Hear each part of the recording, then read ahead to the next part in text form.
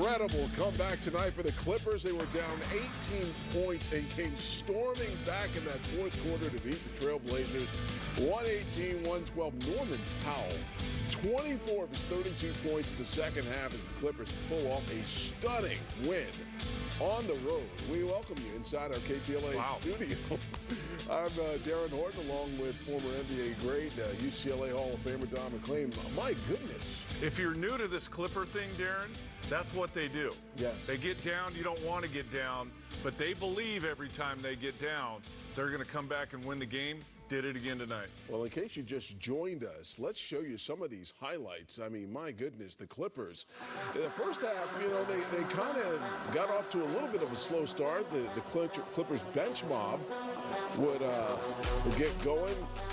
This is Terrence Mann running around and finding a spot and hitting that three, Don. Yeah, trading punches in the first half. Both teams. Simons got loose a little bit for Portland. He continued in the second half. But the Clippers hung in there in the first half, being down as many guys as they were. And then Jeremy Grant with a three-pointer.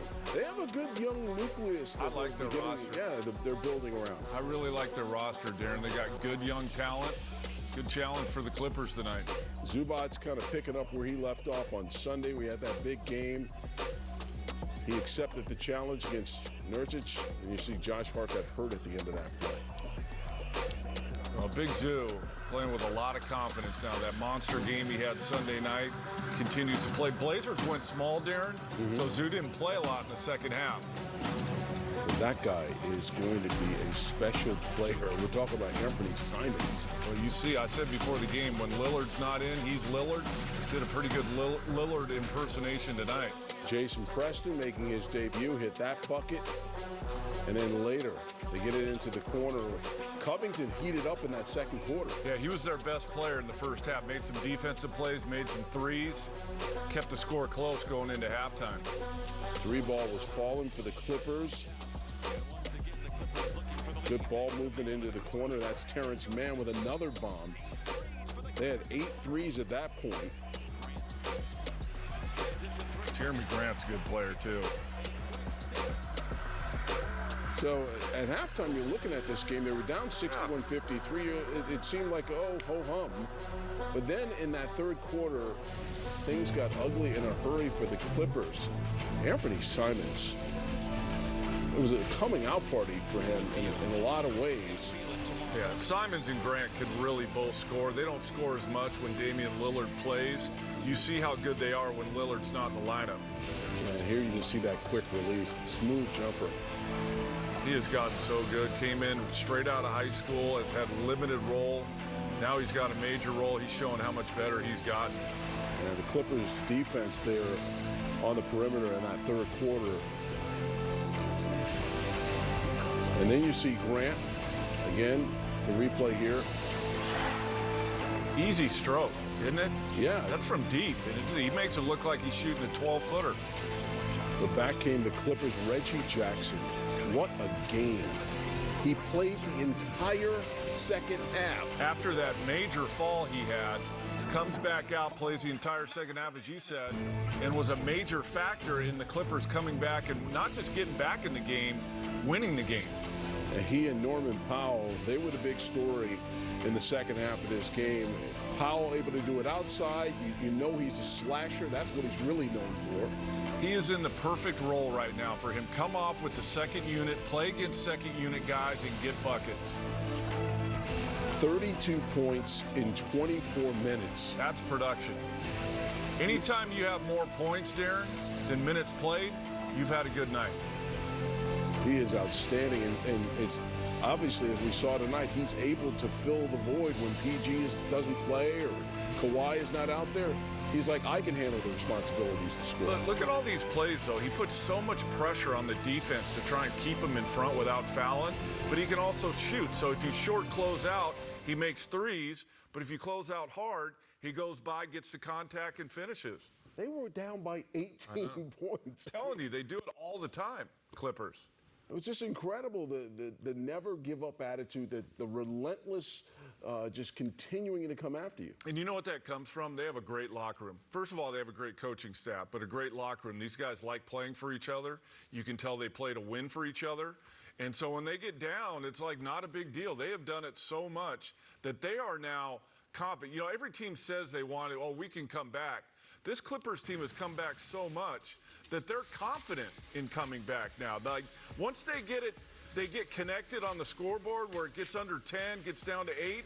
They're like, oh, we're going to win the game now. And that's exactly what they did tonight. A lot of guys made plays. It wasn't just Powell and Reggie Jackson. Batum was big in the second half. He made some great defensive plays. It's always a team effort when they come back. Same thing again tonight. They play the right way. They move the ball. You don't sense... Diabate had a big role tonight in closing this thing out. Got some key rebounds, as you see Covington there with the reverse. And so when you look at what they've been able to do here without Kawhi, without PG, without Kennard, who a lot of people haven't talked about, John Wall didn't play tonight.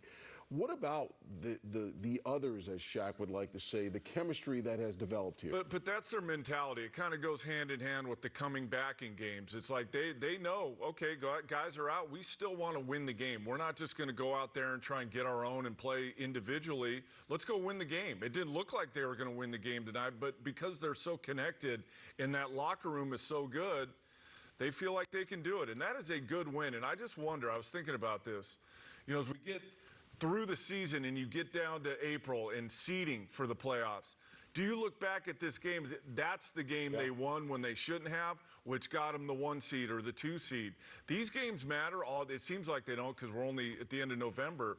But when it comes down to it in mid-April, when you're talking about home court advantage in the playoffs, games like this are a big deal. Good win tonight. You talk about leadership. You mentioned him before the game. Reggie Jackson is a guy.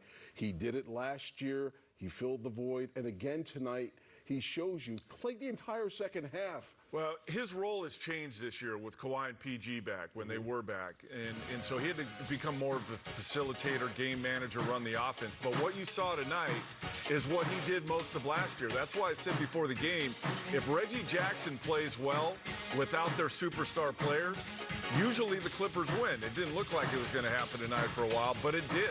And he had a major effect on that. And I'm not so sure, Derrin, that him hitting the deck as hard as he hit it and then coming back and playing the second half didn't give the rest of the guys on the team, like, you know what, if Reggie's going to do that, we need to play as hard as we can, too, and try and win this thing. And they did. He sends a message with how he plays and the relentlessness that we saw from him tonight. Time for us to take a quick break. Still ahead on our Clippers postgame show. We'll check in with David Pingalore, who is live in Portland with plenty more analysis and reaction to this 18-point comeback by the Clippers that you just saw right here on KTLA 5. We're back in just a moment. Welcome back. Huge comeback for the Clippers, outscoring the Blazers 36-17 in that fourth quarter. Let's get it out to David Pingalore, who is live in Portland. What a comeback, Ping.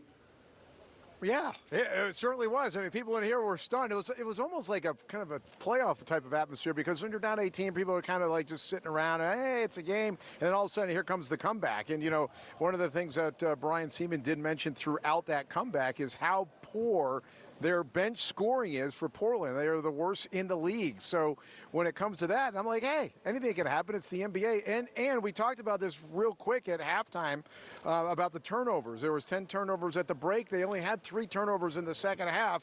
And Reggie Jackson coming out at halftime, you know, no one thought he was going to play. He came running by me, and he says, I'm in for every minute, coach.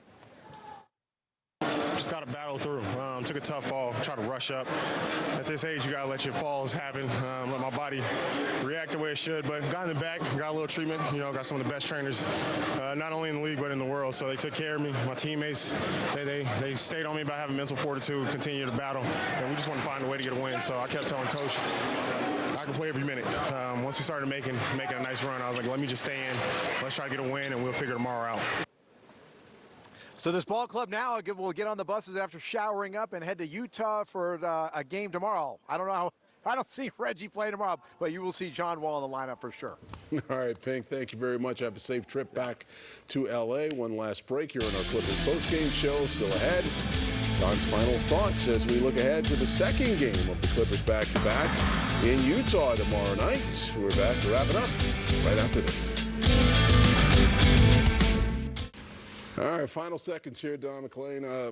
118, 112, an 18-point comeback. Final thoughts as the Clippers finish this one off and they get ready for Utah tomorrow. Well, hopefully Reggie can play tomorrow. We don't know if he will, but this is why you're the deepest team in the league. You have a bunch of guys that can fill in if he doesn't. But take some momentum from this one tonight into tomorrow. Should be a good one. All right, for Don MacLean, I'm Derrin Horton. KTLA News at 10 coming up next.